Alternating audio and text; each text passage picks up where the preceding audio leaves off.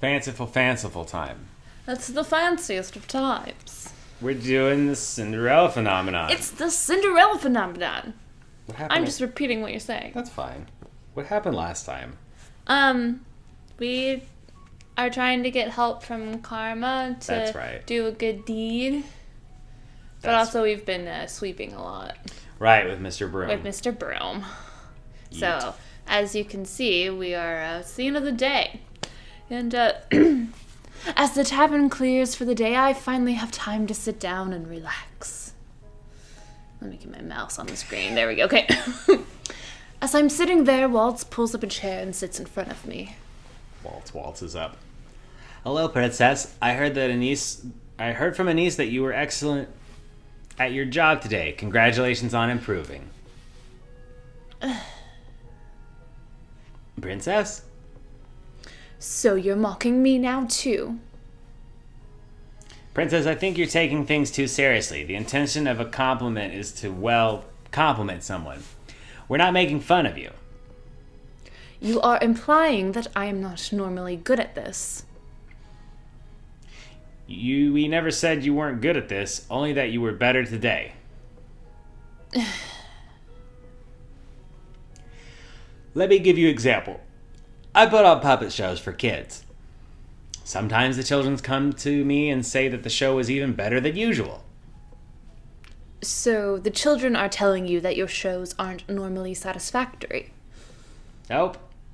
Not at all. The children always smile, regardless of whether they really like the show. So long as you're trying your best, that's all that matters.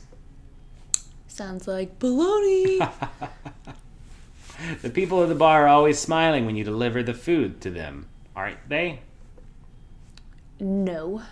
No one likes me here. Maybe if you smiled, they would smile back.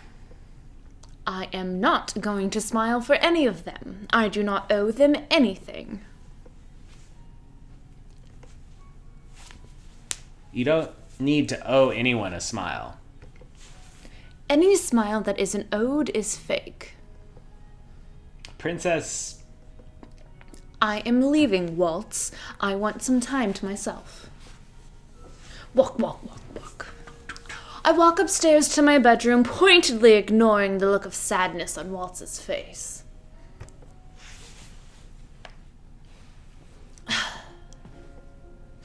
I have been sleeplessly laying on my bed for hours. Sometimes I hear the sounds of people walking through the hallway. Who would be up at this time of night? Right? I need to leave and get some fresh air. It is eerily quiet at night. I stop when I hear faint sounds coming from outside. What is that? What do you do? I'm gonna go outside. Well, I did say I needed some fresh air. No point in backing out now. I walk to the front door. Princess? I turn and see Delora looking at me with amusement flickering in her eyes. Princess, what are you doing? Getting some fresh air.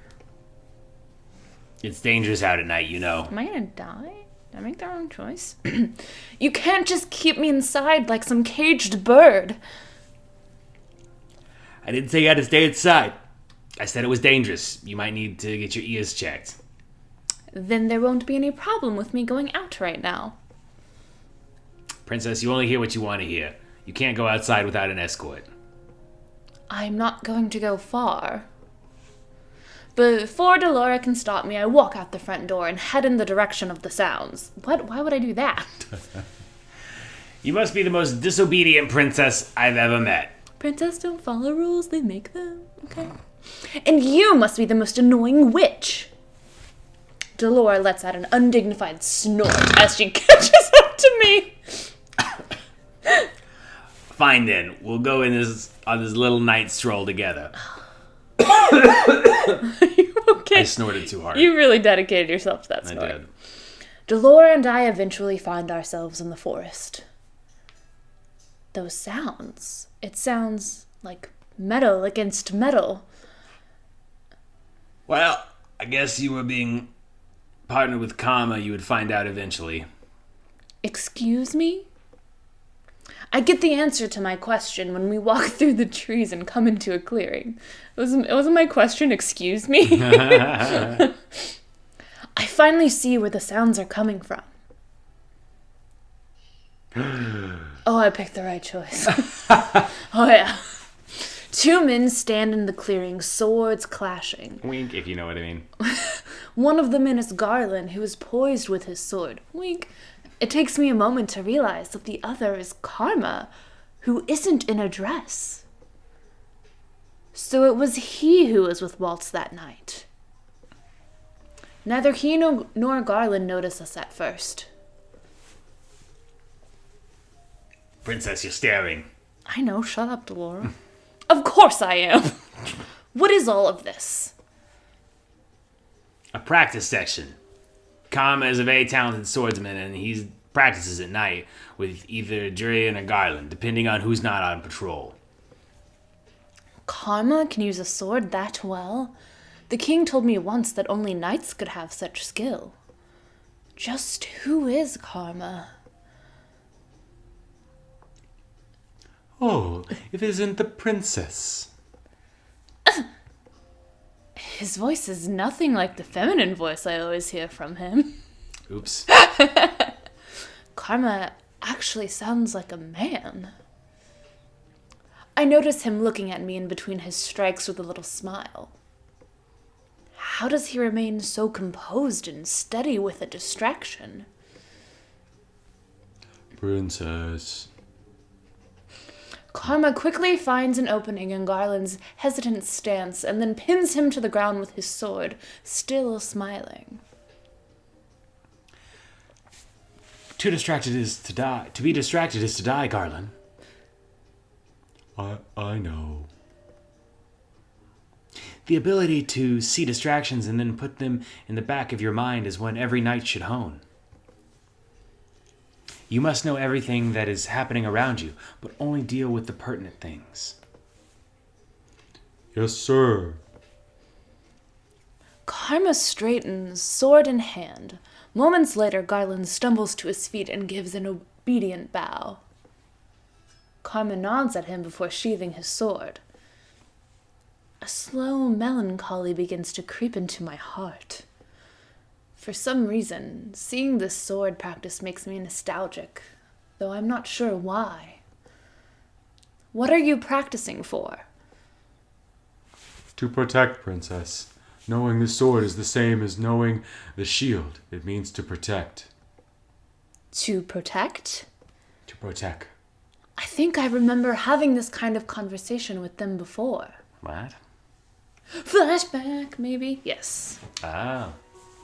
Goodness, I cannot remember Fritz. Yeah. I can never figure out how to counter an opponent when they're mere inches from my face. That's how memories will sound. My commander told that one the enemy's kiss, a standoff where your eyes locked onto your opponents because of the proximity. The best way to counter that is to feint the sword in the opposite direction. It throws your opponent off because they're not looking. Oh, that makes sense. But the enemy's kiss, what a name. It seems so dramatic for a sword move, doesn't it? Swordplay is dramatic, though, isn't it? Isn't the most effective swordplay not meant to be flashy?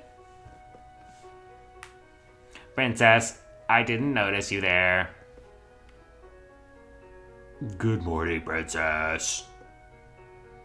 Well, the most effective swordplay cannot be predicted. The commander says it needs to be robust. And quick. Sometimes swordplay can look like dancing, though, which is why some think that professionals are flashy. That seems unnecessary. Everyone has their own methods, their own skills. All of us knights fight for different reasons as well. Isn't it to protect all of us in the palace?